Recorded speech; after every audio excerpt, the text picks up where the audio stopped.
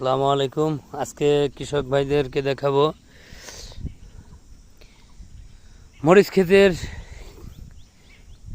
থুপড়ে ধরলে পরে কি কি ব্যবহার করা লাগবে।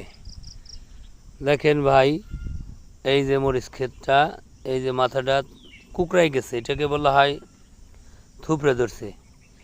এই ক্ষেত্রে আপনি কি করতে পারেন, কি ব্যবহার করতে পারেন? দেখেন এই যে গাছে, দেখেন এই যে গাছের সমস্ত, এই যে দেখেন এই যে পাতাগুলো এই যে কুকড়াই গেছে।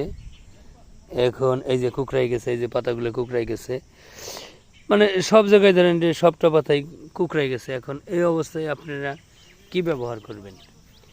এই অবস্থায় আপনার ব্যবহার করতে হবে, আমাদের আছে স্পিনার। এটি 3টি গ্রুপের সমন্বয়ে গঠিত।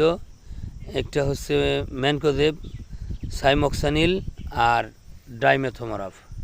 এটি ব্যবহার করলে আপনার ক্ষেতের কুকড়ানো দূর হবে এবং শ্বাস, এই যে দেখতে পাচ্ছেন এটা শ্বাস, এই ক্ষেতের মনে করলেন যে শ্বাসটা ভালো থাকবে এবং ফলনটা দ্বিগুণ হবে, যেটা ধরছে তার সাথে বেশি হবে। তাই আপনারা অবশ্যই স্পিনারটা ব্যবহার করবেন। ধন্যবাদ।